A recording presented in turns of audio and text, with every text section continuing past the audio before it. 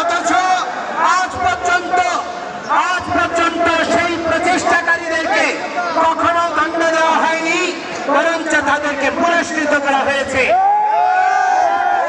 আমরা মেনে নিতে পারি না। এই ডিসিকে অবিলম্বে প্রত্যাহার করতে হবে।